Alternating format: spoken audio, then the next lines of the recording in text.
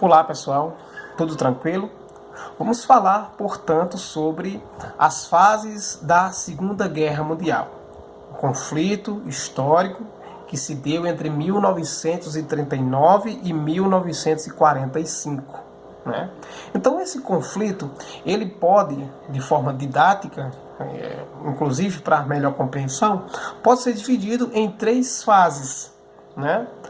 A primeira fase, segundo os historiadores, é chamada de supremacia do eixo. Quem eram os eixos? Alemanha, Itália, Japão. Né?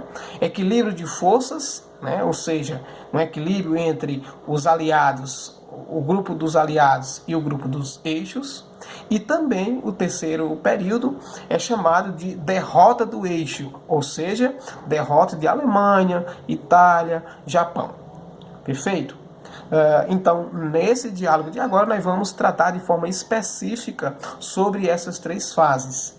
Então, vai ser uma conversa que nós vamos discutir principalmente a respeito de uma sucessiva, de uma série de derrotas sucessivas da Alemanha. Mas antes disso, tratando, portanto, de uma série de conquistas, né, e de avanços que a Alemanha conseguiu implementar. Tá bom? Então a supremacia do eixo, a primeira fase da Segunda Guerra Mundial, chamada de supremacia do eixo, ela ocorre entre os anos de 1939 e 1941. Né? É durante essa fase, por exemplo, que nós vamos notar o uso de Blitzkrieg ou Blitzkrieg. Né? Vamos também notar, por exemplo, a conquista de diversos locais pelas tropas alemãs. Né? Vamos também notar nessa primeira fase, né, na Ásia, por exemplo, que os japoneses vão conquistar uma série de territórios que antes eram dominados por ingleses, por franceses e holandeses. Né? E a segunda fase, né, vai acontecer entre 1942 e 1943. É durante esse período que os aliados, ou seja, Reino Unido, União Soviética, Estados Unidos, França. Então é nesse período que os aliados vão conseguir ter uma certa recuperação durante esse conflito, né, tanto na Ásia quanto no continente europeu, e vai haver um equilíbrio de forças entre esses grupos, né, principalmente um equilíbrio de forças com os alemães. E essa fase, né, essa segunda fase vai passar para a história como marcada por uma indefinição, ou seja, ninguém sabia naquele momento quem poderia sair, né? Eu não diria vitorioso, né? Porque nessa guerra não tem vitoriosos, mas uma indefinição de quem iria conquistar mais território, de quem iria impor humilhação aos outros países. Então essa segunda fase vai ser marcada por uma indefinição de quem sairia com mais força, né, nesse conflito.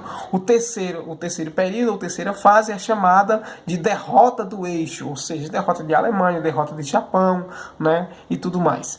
Então, nesse período, o eixo, né, que já estava em um processo de crise, em um processo de decadência, né, a Itália, por exemplo, vai ser invadida, né? Mussolini, o ditador italiano, vai ser deposto. Alemães e japoneses, por exemplo, vão passar por sucessivas derrotas nesse conflito, né? E tanto alemães quanto japoneses vão entrar em colapso, vão entrar em crises financeiras muito fortes, porque vão sair humilhados da Segunda Guerra Mundial. Como a gente já destacou em outras oportunidades, né, a Segunda Guerra Mundial ela inicia-se a partir do momento que os alemães vão invadir a Polônia em 1939, né, e a partir daquele momento dessa invasão, os alemães vão iniciar, né, ou vão utilizar, por exemplo, uma tática de conflito, né, chamada de Blitzkrieg ou Blitzkrieg. Essa palavra em alemão significa guerra relâmpago. Essa tática, portanto, consistia, para os alemães, em uma artilharia, em uma tática de se utilizar a artilharia e a infantaria, que iriam fazer ataques coordenados, né, contra os países adversários, contra as linhas adversárias, com a finalidade de abri-las, né, de invadir esses territórios. A partir dessa abertura das linhas, a infantaria e os blindados, né, iriam fazer rápidas movimentações nesses territórios adversários, com o objetivo, portanto, de penetrar nas brechas que tinham sido abertas com essa tática de guerra relâmpago. Eu lembro que entre 1939 e 1941, os alemães vão iniciar, né, uma série de conquistas, né, uma série de invasões de territórios e uma série de conquistas. Eles vão conquistar, por exemplo, a Bélgica, vão conquistar, por exemplo, a Dinamarca, vão conquistar a Polônia, a Noruega, a Grécia, a França e a Iugoslávia. Então veja que a Alemanha está conquistando uma série de territórios importantes e que são adversários dos alemães. Nesse período, por exemplo, as conquistas elas aconteciam numa velocidade gigantesca, né, que assombrava, inclusive, né? As forças alemãs, por exemplo, passavam a dominar com grande força todo o continente europeu.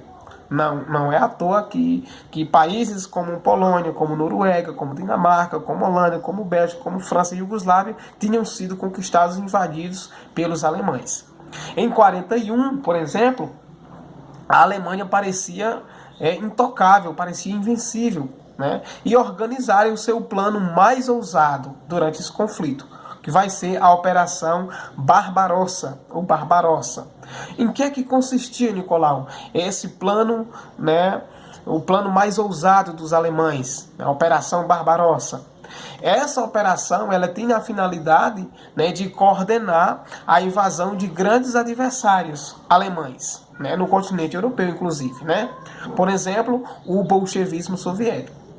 É importante destacar também que essas nações elas estavam em paz até 1939, porque elas haviam assinado um tratado, né, chamado de Pacto de Não Agressão, né? Ou seja, por esse pacto ninguém poderia atacar um outro território durante um período de 10 anos.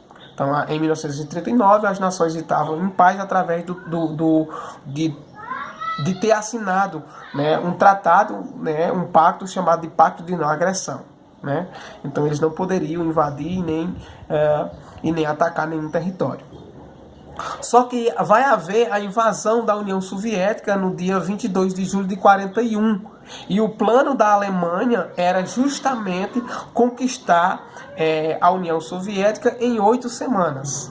Só que esse plano fracassou porque a Alemanha não tinha, né, recursos, né, não tinha, além de não ter recursos, não tinha mais toda a infantaria, toda a artilharia que tinha no início do conflito, tá bom? Então vai fracassar por isso. Os alemães, portanto, eles tinham 3 objetivos muito nítidos: invadir e conquistar Moscou, Leningrado e Stalingrado. A capital soviética, portanto, ela tinha sido quase conquistada, né, pelos alemães, né, que tinham ficado a poucos quilômetros de Moscou, por exemplo, mas acabou falhando. Leningrado, né, que era um dos objetivos de conquista dos alemães, foi cercada por eles durante 900 dias, né?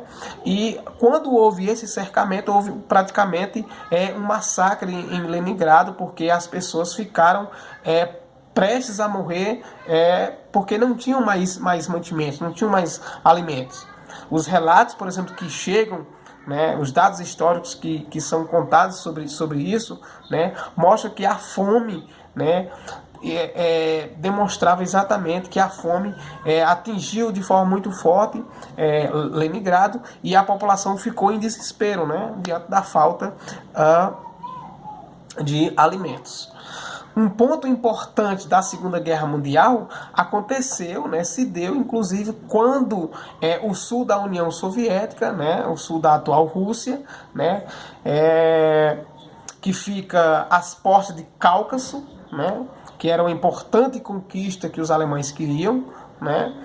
A conquista dessa cidade, por exemplo, era crucial para os alemães, né? Porque garantiam o controle de petróleo, né? De Cáucaso, né? Além, claro, de ser um símbolo, né, muito forte, porque conquistar essa cidade levava, né, essa cidade, por exemplo, levava o nome do líder, né, da União Soviética naquele período, que era Joseph Stalin.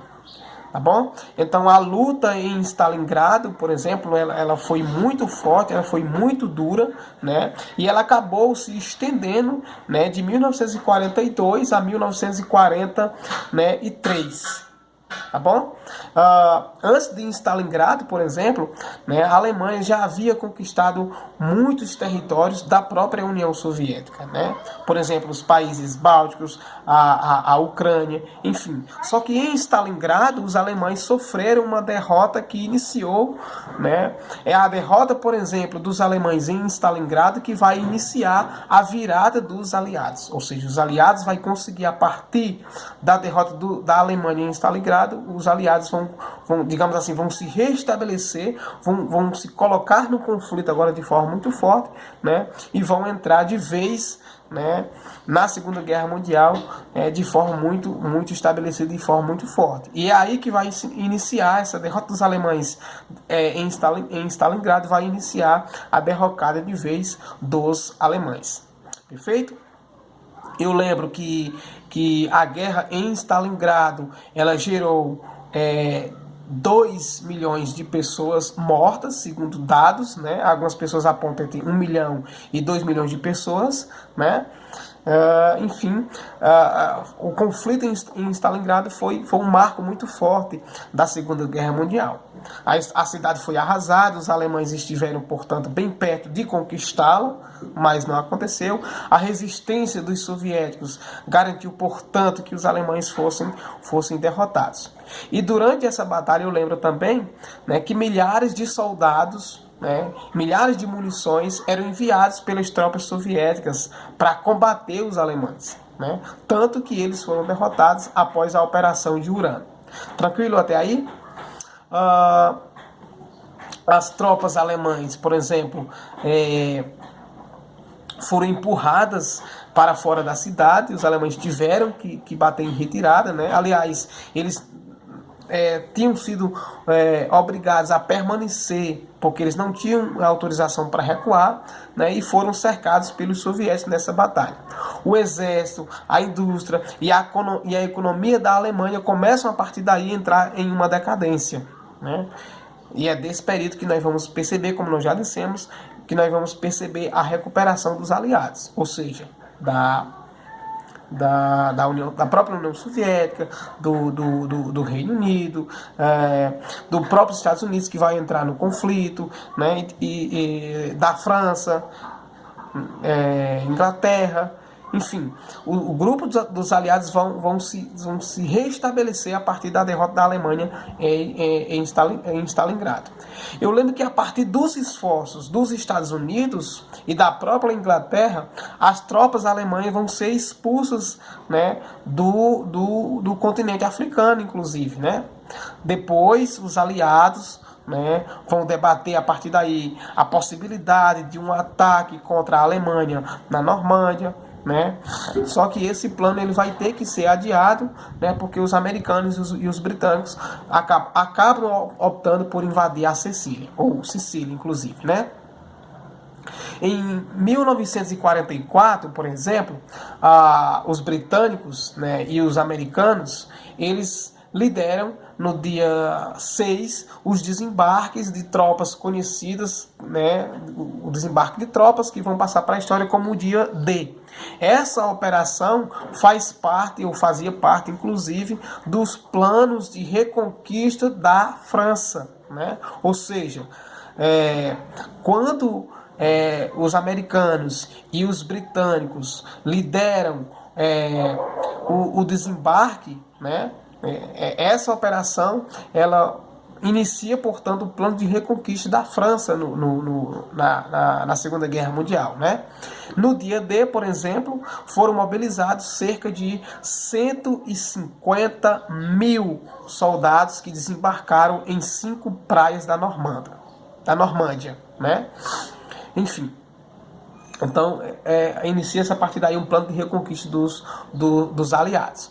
Eu lembro também que quando vai haver a virada do ano de 1944 para 1945, a Alemanha já estava completamente colapsada. Né? A Alemanha já estava completamente destruída economicamente e militarmente também. Né? A situação lá era desesperadora. Nos primeiros meses de 45, por exemplo, os alemães acumularam uma série de derrotas sucessivas, uma perda de territórios que já haviam sido conquistados por eles, né, durante todo o conflito, durante toda a Segunda Guerra Mundial. Na virada de 44 para 45, inclusive, foi travada uma última ofensiva dos alemães na chamada Batalha das Ardenas, que tinha como finalidade essa Batalha das Ardenas, que era a última ofensiva dos alemães, ela tinha como finalidade recuperar todo o território, né, da França e da Bélgica. Essa campanha não deu certo, ela foi um fracasso total, né, e serviu para enfraquecer ainda mais a infantaria, as tropas alemãs que resistiam, né, na frente na Batalha do Oriente. Tá bom? Resistiu, mas enfim, acaba sendo derrotado. Eu lembro também que uma consequência direta da derrota dessa Batalha de Ardenas, que era a última ofensiva dos alemães, foi que a Alemanha perdeu territórios na Polônia, né? Quando os soviéticos conseguiram avançar no rio Vistula, né, para o rio Oder, e que esse avanço da União Soviética nesse território que ficava à beira da fronteira com a Alemanha. Eu lembro também, né, que os soviéticos, né, avançaram pelo leste europeu, conquistando, né, locais importantes como Budapeste, atual Hungria, né, e também a Iugoslávia. Perfeito? Então nós tratamos nesse encontro, nessa videoaula, das 3 fases da Segunda Guerra Mundial, né? Quais são essas fases, Nicolau? Relembra aí mais uma vez para a gente encerrar essa conversa. As fases são supremacia do eixo, né? Quem era o eixo, Nicolau? O eixo era Alemanha, Itália e Japão. Né? A segunda fase é equilíbrio de forças, né? Essa fase é conhecida como a indefinição, ninguém sabia quem iria sair, ninguém sabia quem iria humilhar mais os outros países, né? Essa segunda fase chamada equilíbrio de forças obedece a esse critério, né? Uma indefinição de quem iria humilhar os outros países, né? E a terceira fase, que é chamada de derrota do eixo. Né? Assim, quem são os aliados, Nicolau? Os aliados, como nós já dissemos em encontros passados, os aliados eram formados por Reino Unido, por União Soviética, por Estados Unidos e por França. Perfeito? Houve também, para a gente encerrar, uma participação do Brasil durante os anos de 1942, né, e 1943, quando havia uma batalha lá na Itália. Então as tropas brasileiras participaram da Segunda Guerra Mundial nesse conflito na Itália. E a terceira fase, para a gente encerrar de vez, só relembrando, a terceira fase vai ser chamada de derrota do eixo. O eixo, né, que já estava em um processo de perda de força, de decadência. Né? A Itália foi invadida, né? Mussolini tinha sido deposto, que era um ditador alemão, e japoneses e alemães passaram a ter uma série de derrotas sucessivas nesse conflito. Tranquilo? No nosso próximo encontro, ainda sobre Segunda Guerra Mundial, nós vamos tratar sobre a Segunda Guerra Mundial no continente asiático. Vamos tratar, por exemplo, da Guerra do Pacífico, nós vamos tratar, por exemplo, da Batalha de Khalkhin-Gol, enfim, nós vamos tratar de uma sucessiva da Guerra Sino-Japonesa, enfim, nós vamos tratar da Segunda Guerra Mundial no continente asiático. Perfeito? Espero que vocês tenham entendido. Abraço virtual a todos e a todas.